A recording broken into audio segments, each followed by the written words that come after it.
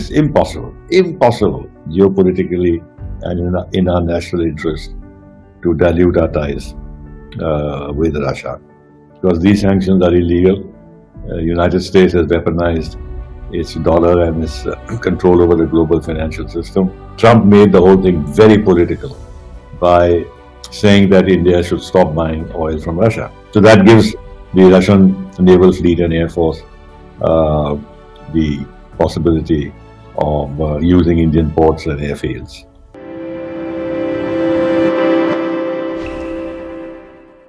I'm Peter Isackson, Chief Strategy Officer at Fair Observer. Today I'll be interviewing a distinguished guest, Kanwal Sibal, a retired Indian diplomat, India's former Foreign Secretary, and currently actually serving in another position as Chancellor of Jawaharlal Nehru University, JNU, India's top university focused on the humanities. So, Kanwal, what I want to do today is focus on the meeting last week between Russian President Vladimir Putin to Narendra Modi, who gave him a royal welcome, which impressed a lot of people. My question to you, just right off the bat, is: was it successful, and what are the big takeaways? Well, it was successful on many counts. At the bilateral level, we resumed the summit level between India and Russia, summit level engagements, annual summits between the two countries, which continued from 2000 onwards, when Putin first became president, until COVID. They were interrupted, and then now they have resumed. In between, of course, our Prime Minister met President Putin in a summit meeting in Kazan, for instance, during the BRICS summit, etc., etc. But it was important that the practice of annual summits interchangeably between New Delhi and Moscow were resumed. So that is the first important aspect of this visit, because a feeling had grown that the two countries, because of various reasons, including the conflict in Ukraine, were not maintaining that high level of intensive annual discussions which were needed to make sure that the relationship progressively moved forward. Because when the two leaders meet, the bureaucracy gets mobilized, and then you want to make the visit a success. So things that have been pending, which have been delayed, which have not been adequately given attention, then actually become much more on the table of the bureaucrats to achieve something. Anyway, that's the first thing. Secondly, that in a format like that, when you are here for a couple of days, there's a chance to discuss very intensively a very broad range of issues. I mean, this is nothing unusual in terms of India, Russia. This probably is true of any summit meeting of that kind. But here, since the global scene is now extremely uncertain, unpredictable, disrupted, and President Trump has made sure that nobody knows where America is going and where the rest of the world is going. So there was a lot to talk about. Of course, apart from bilateral relations, the perspectives on the Ukraine conflict. Now, India, as well as the global South in general, would want this conflict to come to an end, because it is disturbing international relations a great deal. But we don't have the means to pressure Russia or Ukraine or United States or Europe to work for peace. What we have tried to do is that we convey to the Russians and to others the views of the global South, because they are affected because of disruption in energy, food security, etc. So here the summit provided an occasion to have an intensive discussion, especially as there has been movement on the US-Russia front. There's a lot of speculation how serious it is, whether Trump can be relied upon to deliver since he's so unpredictable, keeps changing his mind. And Europe is putting as many spanners in the works as they can. So, what would be, from our point of view, the assessment of the Russian president about where he's going with the Americans and what are his perspectives and what are the time frames that he thinks could produce some kind of a solution of sorts. So that would have been very important. The other is the perspectives on BRICS, on SCO, which then is related to the larger issue of multipolarity, how that should be progressively built. And in that connection, especially for Russia, but also for India, the issue of sanctions is very important because these sanctions are illegal. United States has weaponized its dollar and its control over the global financial system to impose punishment on those who do not align themselves to US policies. Whereas Russia is a direct sufferer, India is an indirect sufferer because of the secondary sanctions. And in this particular case, Trump made the whole thing very political by saying that India should stop buying oil from Russia. Now, if India yielded to that demand, it would have actually gone down extremely badly, both internationally and particularly domestically, because India would have given the impression that its position or its claim on strategic autonomy is basically hollow, and that when America showed its teeth, we fell in line.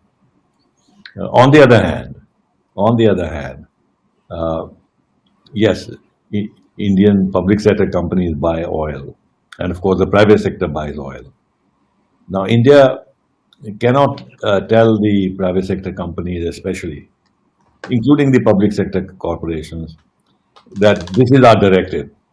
Stop buying oil because we are concerned about sanctions. Now, this decision, the private sector companies and the public sector companies have to take independently.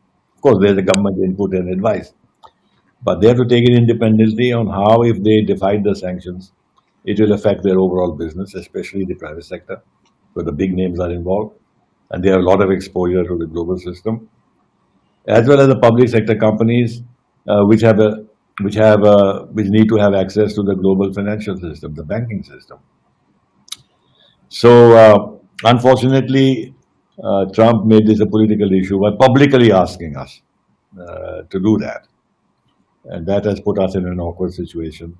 And if we step back, the Russians will also draw some conclusions that India's margin of maneuver vis-a-vis Russia is essentially limited and is conditional upon how much space the United States wants to give to India.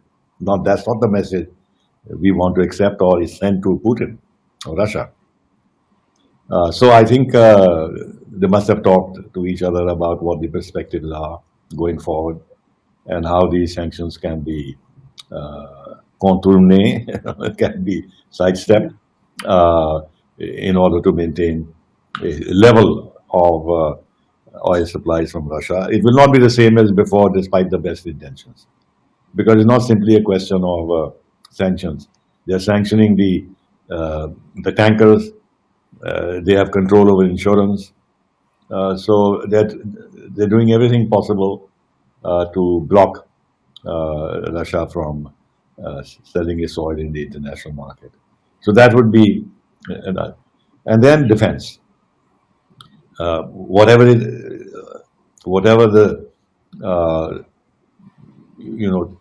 thinking maybe about India reducing its defense ties on Russia over the years. The point is that Russia still remains the principal defense partner of India. and all the equipment we have for 60% of Russian origin needs maintenance, needs spare parts, needs upgrading. Our Air Force, for example, we bought Rafales now, but they're only 35. We have 270 Sukhois and K-30s, which is the mainstay of our Yeah. Air Force. So that has to be maintained. Plus T-90 tanks, that's the mainstay of our ground forces, etc., etc. So those are the issues, and those issues become even more pertinent because Russia is locked in a conflict. All its energies and attention and resources are geared towards uh, uh, maintaining the capacity to continue this conflict on the ground, and how much they can spare in terms of meeting the needs of others. They have to in order to sustain the market, but nevertheless, there are disruptions. And these are the issues we would have discussed. And then India now, as you know, is determined that we don't want to be now reliant on others for our defense, and therefore we must progressively go in for self manufacturing, indigenous manufacturing of critical defense items in India itself. This is the process, it can't be done overnight. But the process has to begin now. And therefore, buying off the shelf is not an option anymore. The other side has to be ready to enter into joint ventures with transfer of technology.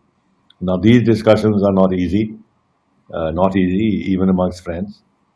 So there are those who are saying no big ticket items were announced during the visit.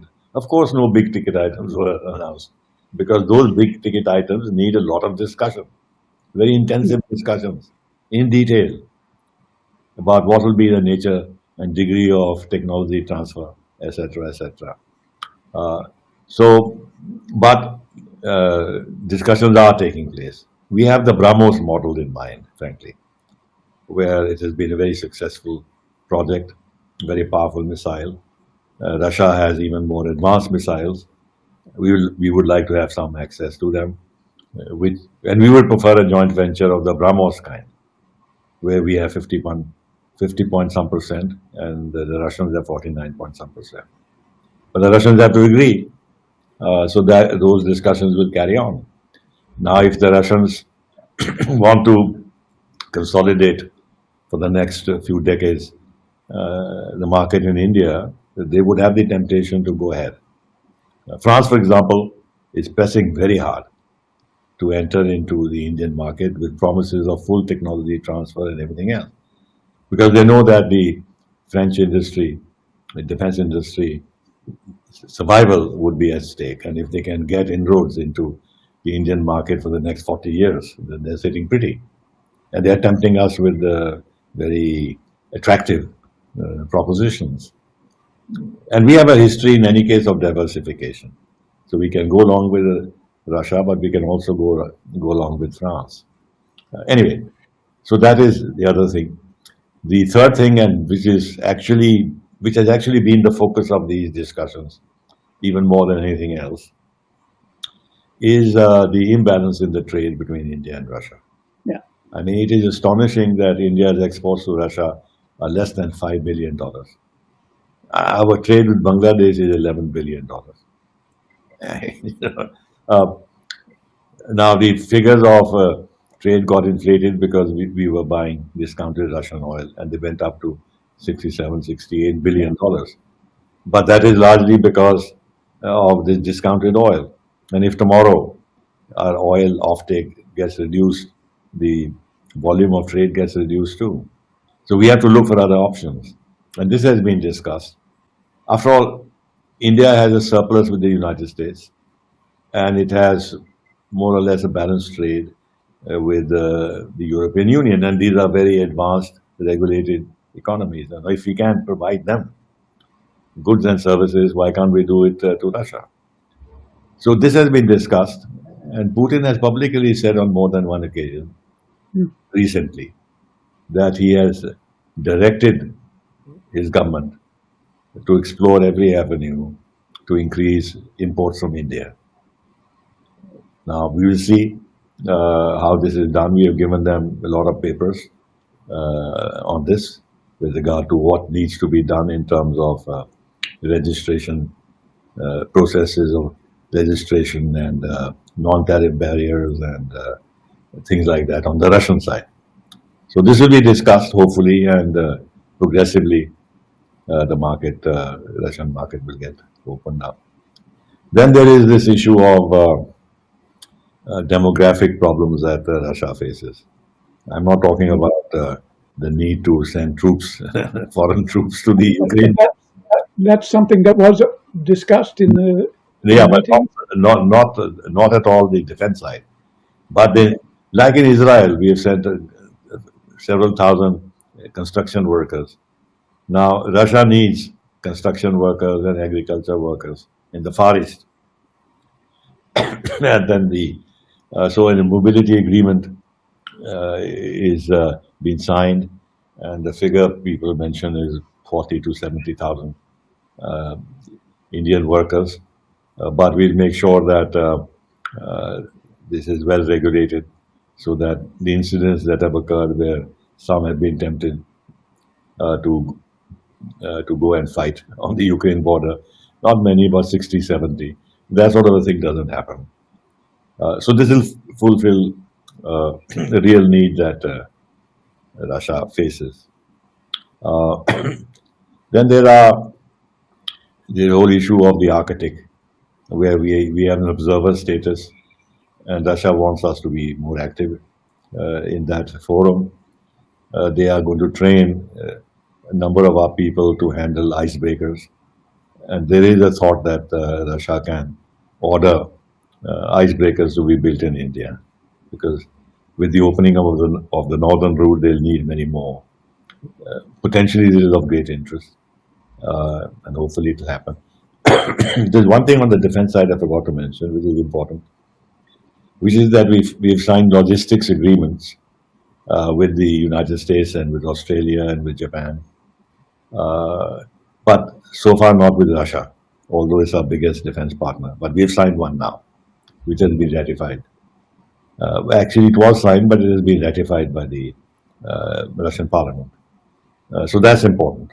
So that gives the Russian naval fleet and air force uh, the possibility of using Indian ports and airfields as part of our exercises or in some other context also. So then there is a larger question of India helping Russia develop its Far East. Uh, we have agreed on the Vladivostok Chennai economic corridor with this in mind, that India can invest in exploiting the raw material resources, coking coal, this and that, from and LNG and stuff like that, participate in LNG production and use this route to create a kind of a line of trade communication between the two countries. Similarly, with the Indian international north-south trade corridor through Iran, Russia is very keen, India is keen, but because of Iran and more recently the manner in which Iran has been hit by both Israel and America, and it's Isn't Azerbaijan a factor there? Azerbaijan is actually in a part of the international north-south corridor. No. But with the instability in Iran, and otherwise Iran is quite distracted, how quickly this can be pushed always has been a question. But if it develops, actually this route is being used, but not sufficiently, because of improvements in procedures, custom procedures, and all that. As some railway line, new railway line needs to be built, whatever. There is something on the ground. So that is the broad picture with regard to the bilateral and also the international part. But one thing which I do need to mention is that there's been a lot of pressure on us to dilute our ties with Russia. generally speaking, because this is an irritant for United States in particular, and now for Europe, that their effort to isolate Russia have not succeeded, that they have no control over what China does with Russia, because China is a powerful actor and they have a contiguous border, and they're relatively weak towards China. They need the Chinese market. They're heavily invested there, so they can't put too much pressure on China. Where they think they can put pressure is the other major partner of Russia, which is India. So they have been focusing on India. For us, it's impossible geopolitically and in our national interest to dilute our ties with Russia. Imagine, for example, if Russia was isolated and knocked out of the international situation. What would happen? It would actually either mean a G2 potentially, or the G7 coming back to exert its global hegemony as before. Whereas India, which has very close and productive relations with the G7, doesn't want to have any confrontation with the G7. But a revival of G7 hegemony or Western hegemony means that the space we want in the international system, commensurate with our rising status, will remain blocked to us. And therefore, we are in favor of multipolarity and the challenge to traditional Western domination, not in a spirit of a confrontation, but in a spirit of making sure that that they align their policies with the realities on the ground and accept that.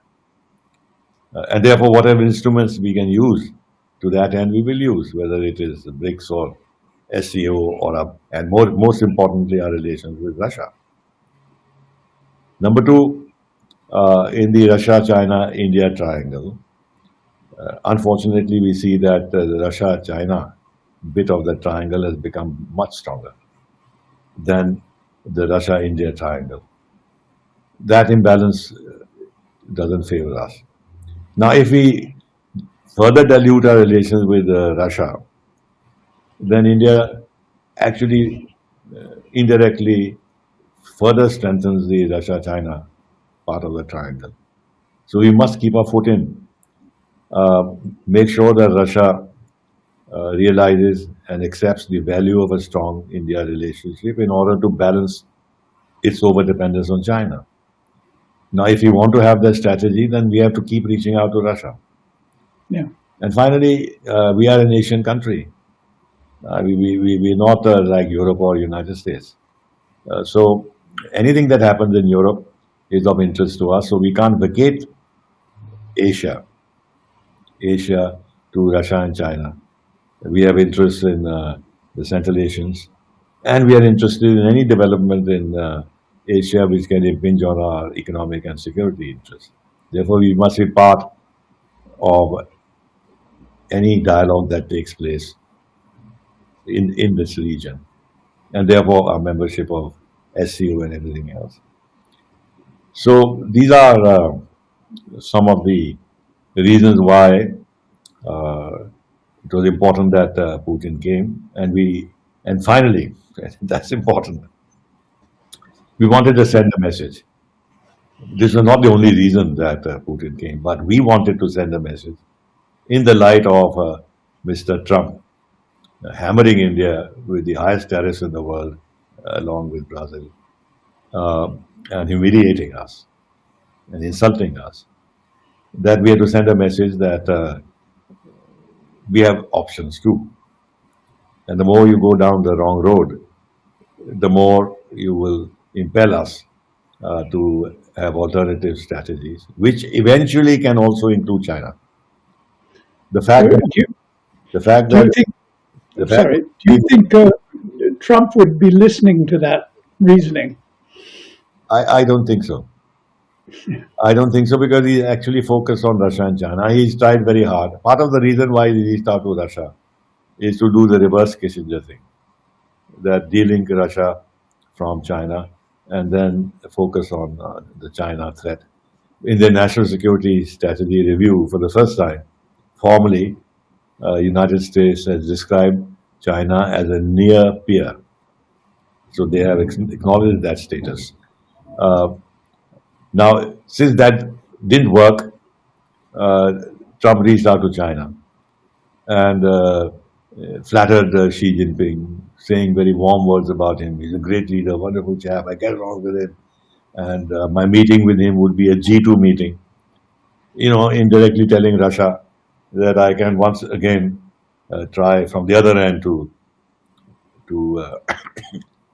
to make your position geopolitically uncomfortable. So, to, the answer to your question is that Trump is not thinking in terms of India being a vital element in the kind of global balances that he has in mind, or for that matter, the the domination of America or reviving the domination of America, the make America great again. In that context, I don't think he thinks India is very central to it, which is why in the National Security Strategy Review, uh, there is a very passing reference to India, and that also as a commercial partner. So he's reduced the importance of India to the United States at the commercial level, and he goes on to say that United States will encourage India to play a more important role in the security of the Indo-Pacific. Encourage India. So I mean, as if it is ridiculous saying that. I mean, we have China sitting on the border claiming our territory, 50,000 troops there, still there. We are developing our military infrastructure very rapidly. We are developing our naval capacities, etc., etc. We are already doing a lot in terms of being able to manage the security challenge of China in the maritime space and on the border, independent of US wishes. So I don't know what he means by saying that they want to encourage India to play a more important role, whereas he's pussyfooting or playing pussyfoot or whatever the phrase is with China at the same time. If I were to try and brutally sum up everything you've been talking about, the impression I have is that in terms of the outcome of this kind of conversation that's taken place between Russia and India, there's a strong sense of continuity.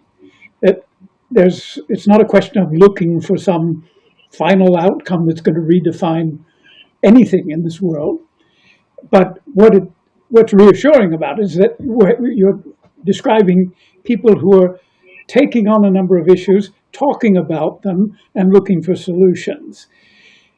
That's one side of it, this continuity side, which I find very interesting to examine. And the details you've given us are very insightful.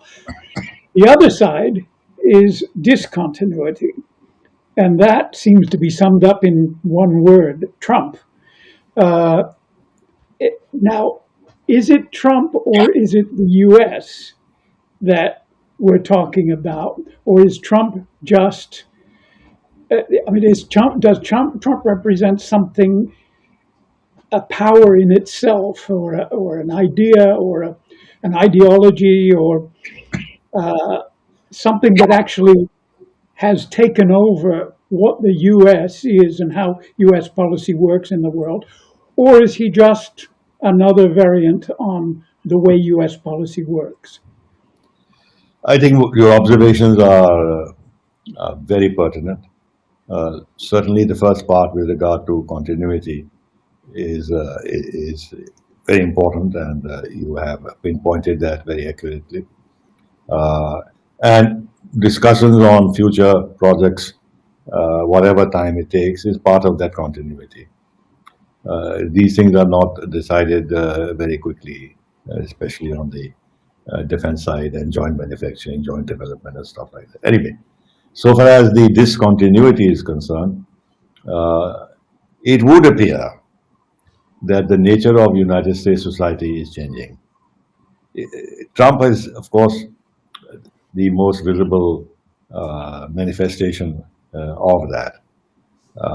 But the polarization in the US society uh, and the kind of agenda that MAGA has seems to be now something that will endure. One can't see the Democrats, even if they got the House next year, or eventually came back to power, that they will be able to reverse this agenda. Because the fact is, America, there are two views on this. There are some who say that, America remains formidable.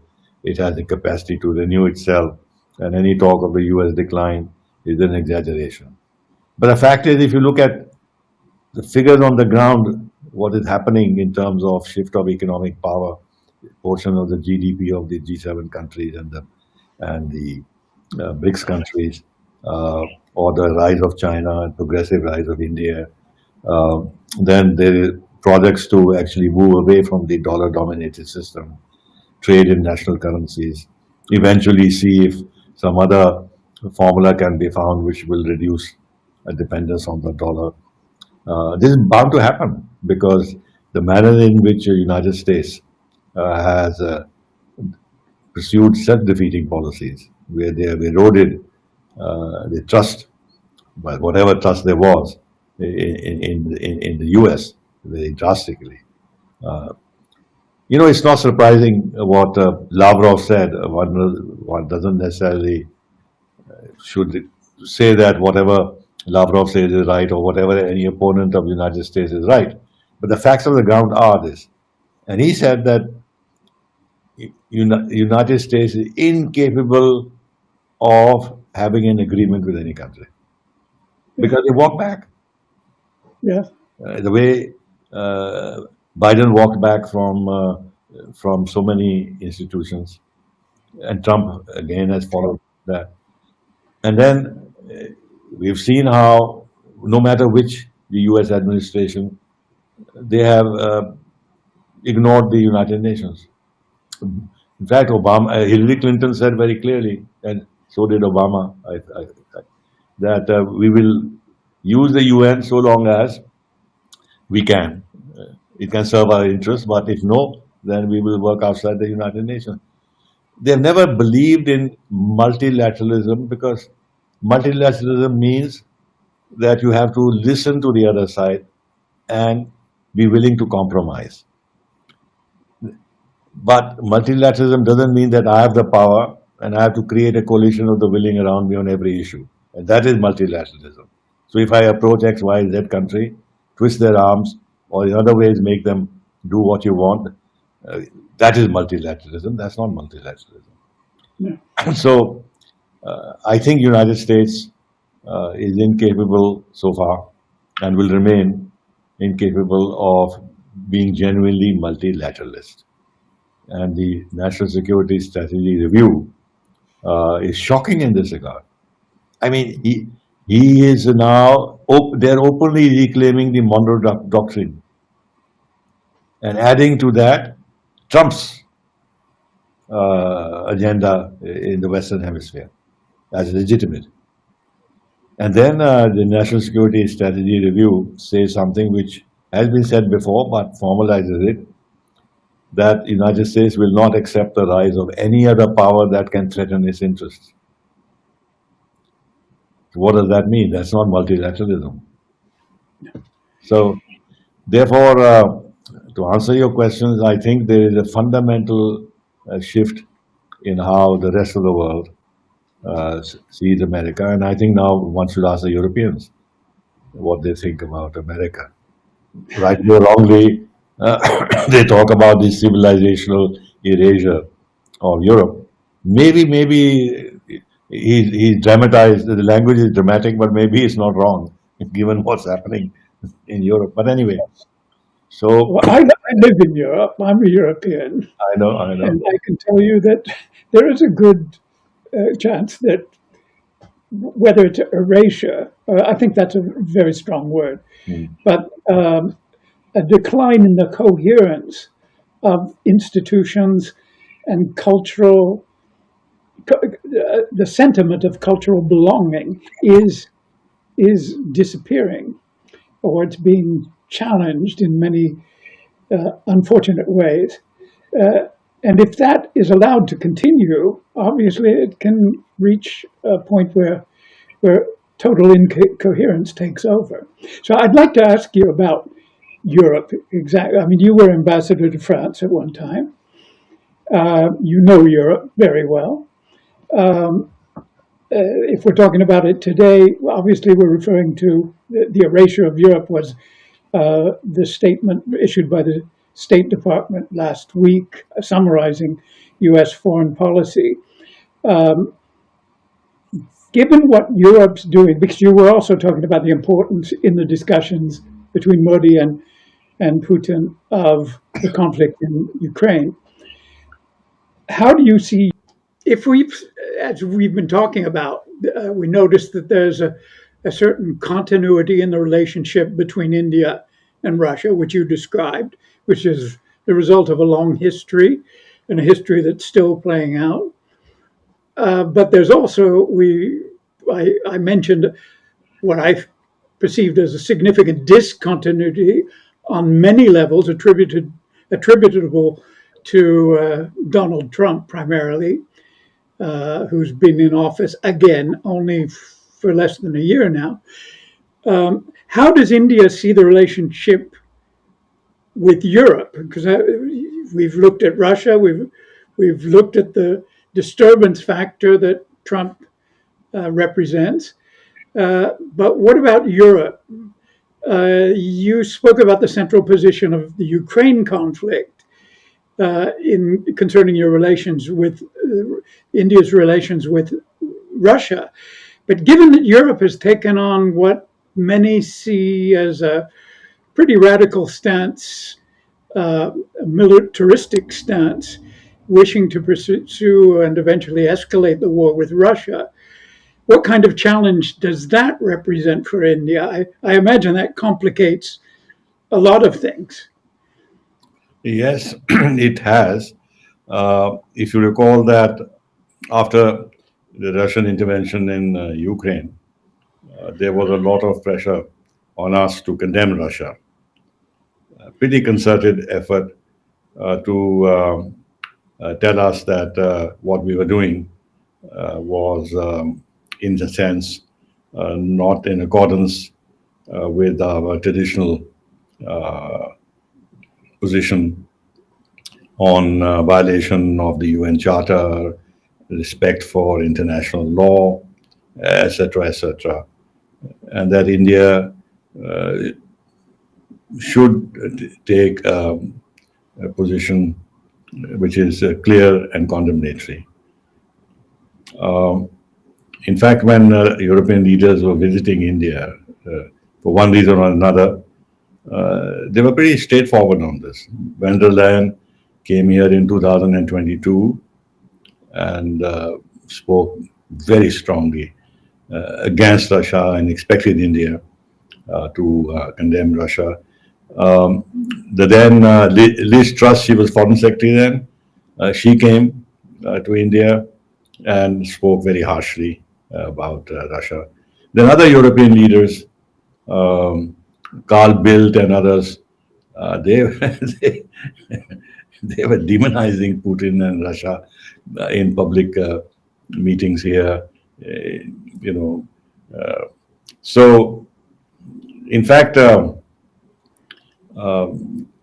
Europe didn't make an issue of our bilateral relations with Russia, not to the same extent as the United States, but they did. And then, you know, Europe has also been sanctioning Indian firms recently. In other words, that whatever India decried in terms of US using sanctions as a tool to extract concessions from others and make them follow US positions on various issues, especially in this case of Ukraine or Iran or whatever else. The Europeans have also singled out a few Indian companies for violating Western sanctions, European sanctions, which is unfortunate. We've not made much of a noise about this, but it is something which naturally India does not agree with, because our position is that unless the sanctions are approved by the United Nations, they are illegal. Van der Leyen, and sorry, Kaya Kalas, as you know, she's ferocious when it comes to Russia, and she's been making negative noises about our position too. That is on one side. On the other side, Europe is engaging us, and we are engaging Europe, and we are very seriously discussing the free trade agreement with the EU that is making progress. Uh, some chapters have been closed, some others, more tricky ones, will be negotiated. We are saying that both sides hope to conclude this by the end of the year, but I don't see that happening. Remarkably, and this gives you also an indication of how we are managing the good and bad of our ties with the European Union. Van der Leyen and Alberto Costa of Portugal, and one more gentleman, another EU commissioner, they've been invited together to be the chief guests at our Republic Day on January 26th. That's a remarkable decision, given that Van der Leyen is herself pretty contested in Brussels, in the European Parliament. There are all kinds of charges against her, rightly or wrongly, of corruption. And there are European leaders like those of Hungary and Slovakia who are pretty open about what they think about Van der Leyen. But in our case, our position is that we are not inviting Van der Leyen in a personal capacity, but we are inviting the EU as an institution for our Republic Day event on January 26th. Now, a couple of things are important. One is that Europe is under tremendous pressure from the United States. They have to now, and they are trying to see if they can have other options. Now, when they look at other options, China is an obvious option. But the European Union has big problems with China. The imbalance in trade, the fact that the Chinese market is not sufficiently open. But more than that, the European Union has formally described China as a systemic challenge to Europe. Macron, Didn't they? I thought that was rather almost humorous, but didn't they say? Well, and I think it was Macron 2 weeks ago. He said he described China as being a friend, a partner. Europe is very ambiguous about its relationship with everyone at this time, this moment of history. Rohan, are you there? now, if you recall, a couple of years ago, Macron went to China, but he wanted, to speak to China on behalf of Europe, so that the Chinese could not deal individually with European countries and get the better of Europe. Therefore, he took Van der Leyen along with him as the European Commission president. Now, if you recall on that visit, while Macron was trying to engage China and said whatever needed to be said a little more diplomatically, but Van der Leyen was very negative, very aggressive, very critical of China and threatened tariffs on China and things like that. Before that, if you remember, again, to speak with a unified voice, he took the German chancellor with him, so that the Chinese knew that Europe was speaking with one voice. This time he's gone alone, because that kind of understanding no longer exists with Germany, because Germany is desperate. It doesn't want to dilute its ties with with China because they're so utterly dependent on China. And the surprising thing is, if what the Americans are saying is true, that the German chemical industry is beginning to move to China so they can get access to cheap Russian gas, which Russia supplies to China. So anyway, uh, The ultimate irony. yeah, and Kaya Kalas is very negative about China. In fact, people are sometimes surprised that she speaks with China, speaks about China so casually. That it's a serious relationship. China is a serious power, and the European Union therefore has to deal with China with greater maturity. Anyway, uh, whatever it is. Uh, Now, the point I'm trying to make is China is not an option uh, for for Europe. So where is the option? Where is that very large country, very large market, a growing economy, uh, growing trade? In fact, our trade with the European Union is as much as our trade with the United States. Mm. Uh, the European companies have also started setting up global capability centers in India, just as the Americans have done. We have 1,700, 1,800. 60% are American, but Europe has started also opening these in order to benefit from the human talent that we have. And then whatever they plan to do, if they want to do scaling up, they need a lot of people, a lot of people. 30% of the people working on semiconductors globally are in India. 20% of those working on artificial intelligence are in India. So where will they get that kind of human talent? So that is one aspect that Europe has to find other options because they are under pressure from the United States. We also have to find other options because we are under pressure from the United States. After all, we are the most tariffed country along with Brazil, 50% tariffs, and there is no sign that Trump is ready to remove those tariffs, including 25% penalty tariffs for India buying Russian oil.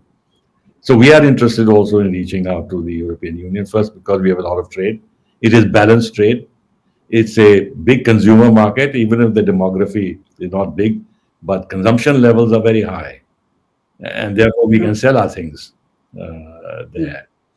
So there is this community of interest, if you like, between India and Europe. Though, of course, everybody now recognizes, sadly though, that Europe has lost a lot of its standing globally and in the global south because of various reasons. One, what appears to be warmongering. They don't want peace. They want to continue backing Zelensky. They are ignoring the corruption levels in Ukraine. And Are, are they? Is it your opinion that they've they've converted to an ideology of military Keynesianism? My impression is that they see that that worked in the U.S. for 80 years, a system whereby the industry itself was totally aligned with a growing defense effort. Um, and they magically believe that you can do the same thing in Europe. That's an impression I have. I don't know if you share that. well, as you can see, that earlier Trump was pressing them to raise their defense spending from 2% to 5%. It's not going to happen. They don't have the money.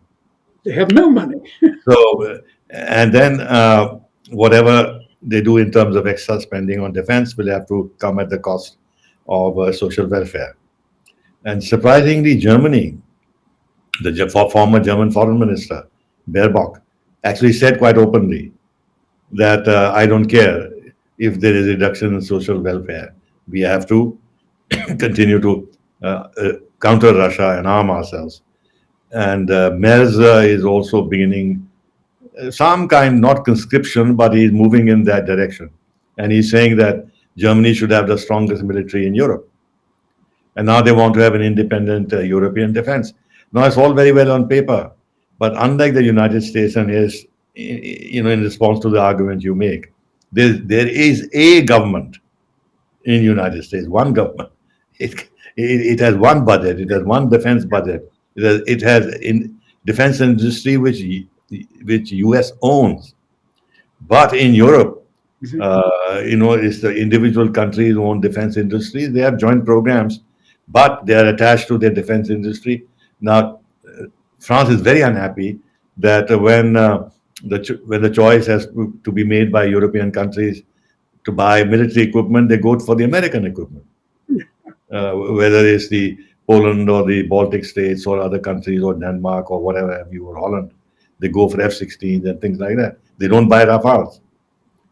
So, so if you want to have a common European defense and a common European industry, who will lead it? Who will be leading partner? And will they then buy products made by France, for instance, in preference to those from America? Because it has other repercussions. One, of course, NATO.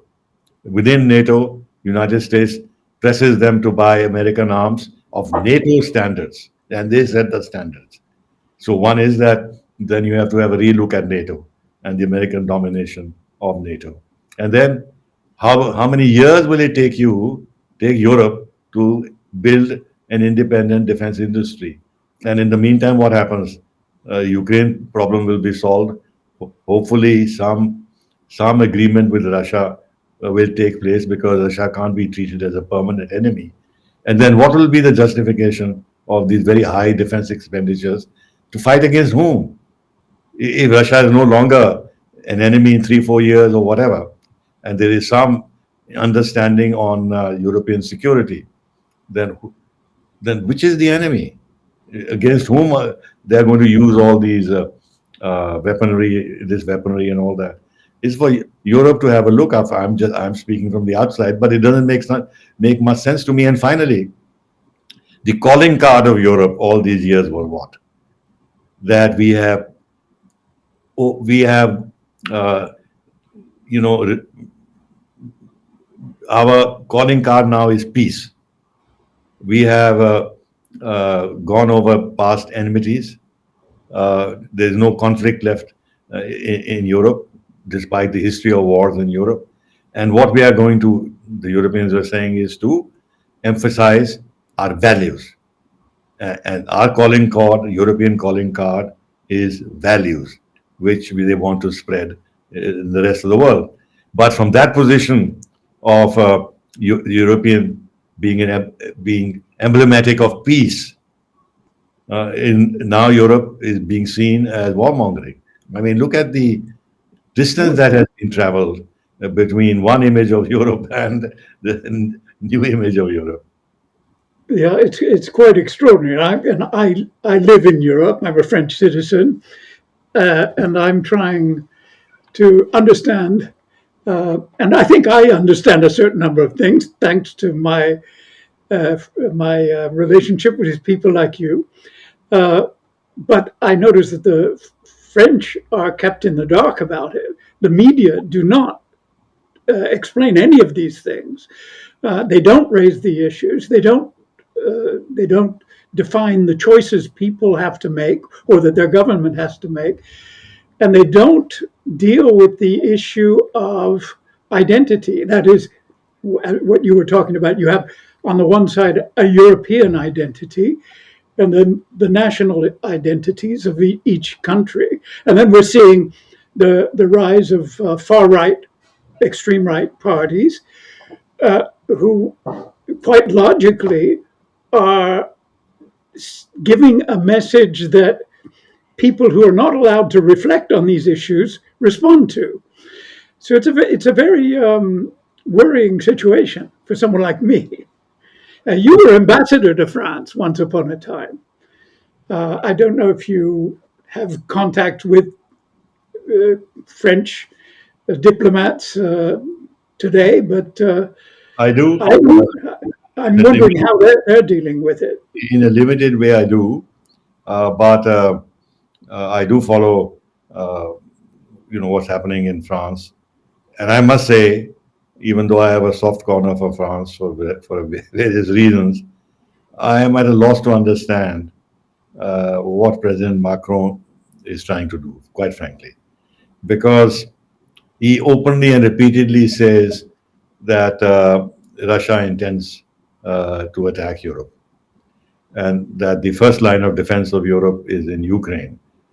Uh, and went to the extent of saying that we have to protect the security of future generations. Now, this presupposes permanent hostility towards Russia. But uh, first of all, leave aside the fact that France is not contiguous like the Baltic states or with Russia. So if Russia has to take military action against France, then it has to first take military action against a few other countries before it reaches France.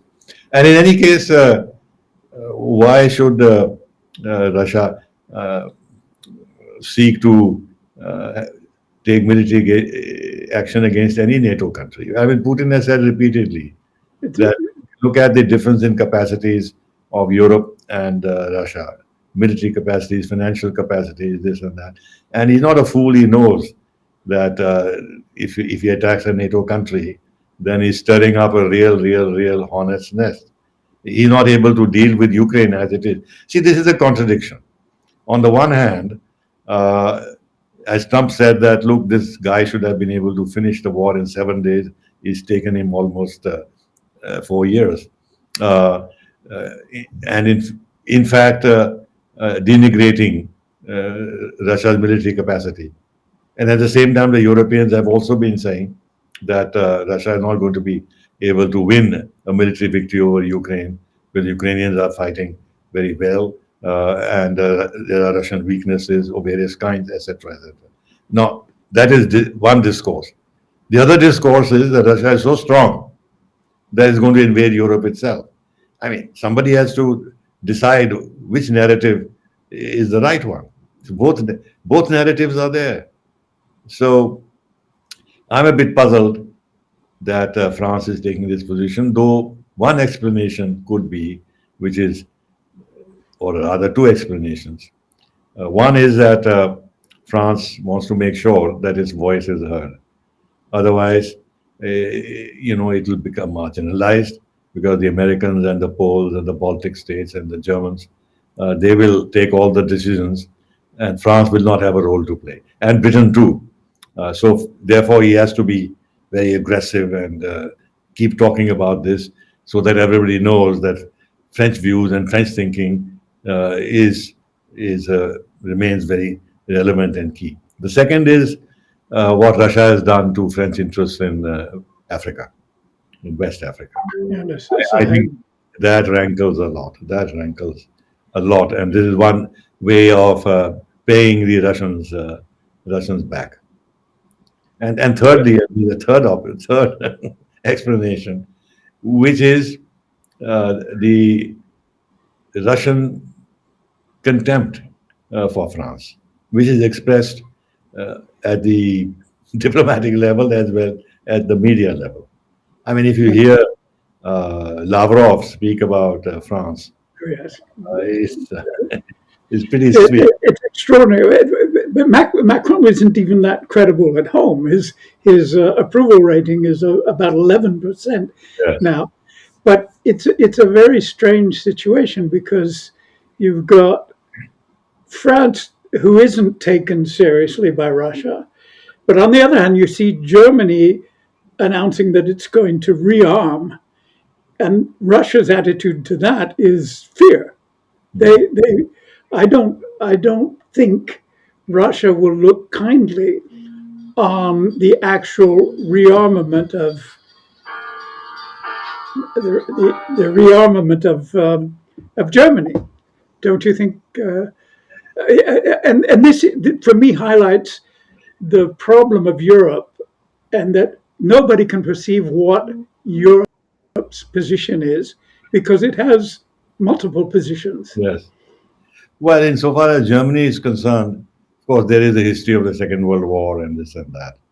Um, and there would always be concern, even within Europe itself, if Yeah, Germany absolutely. Germany begins to rearm, and what Merz wants to make of Germany as the strongest military power in Europe, whether that will raise certain concerns and fears and memories about Germany. But insofar as Russia is concerned, a couple of things. One is that they know that Germany cannot do what it wants to do because, in a sense, it's an occupied country.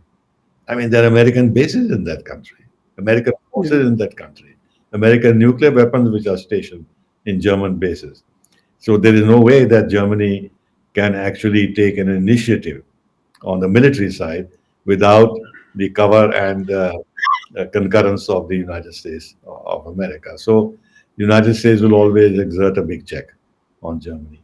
And secondly, the German economic situation being what it is. So what Merz says is not taken very seriously. They don't think that Germany has the capacity to do what it claims that it can do. And then the third is what you said, indirectly, though you were not referring specifically to Germany, is the rise of ARD and everything else in Germany. Yeah. They're pretty strong in the former East Germany. So Germany is itself internally divided. So I can't see Merz having its way.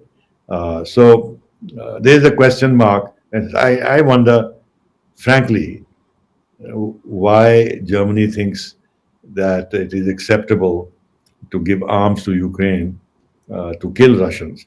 Whatever one may say about Putin and Russia's actions, one may deplore them or whatever. But in the specific context of the Second World War and Nazi Germany and the 20 million plus people killed, Russians killed in a war with Germany, to not to take cognizance of this and supply arms to kill Russians through proxy war Yeah. to for an outsider seems difficult to explain. Look, It's Germans have a lot of guilt towards Israel, a lot of guilt towards Israel because of what happened to the Jews. But but is it that they have gone over completely their guilt with regard to Russia?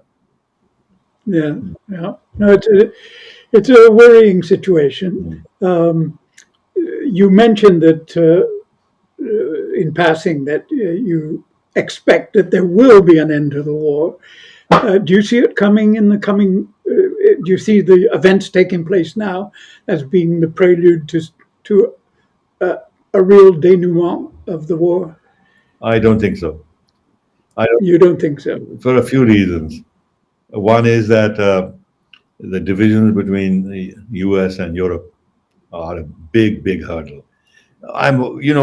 One can say very negative things about Europe, even being contemptuous of the Europe and this and that, but that is neither here nor there.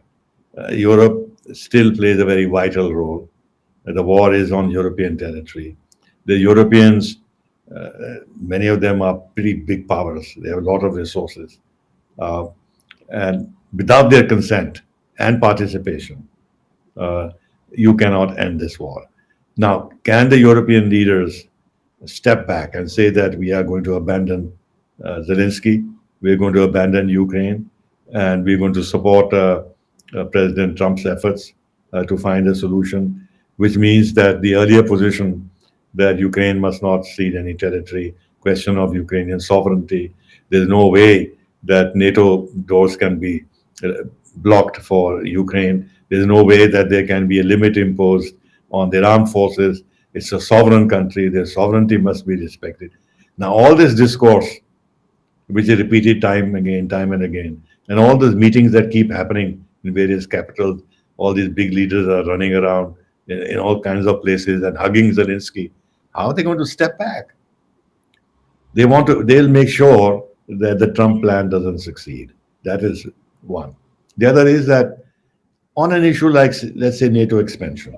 After all, most of the countries of most member countries of NATO are Europe. Okay, so Yeah, I let's think your idea that we resume this in the new year, we can do that because we got enough on the plate already.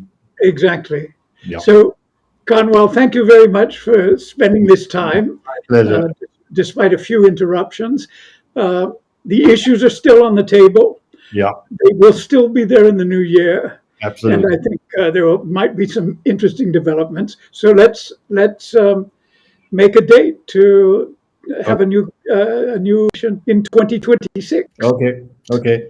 Join the conversation at Fair Observer and subscribe to our YouTube channel.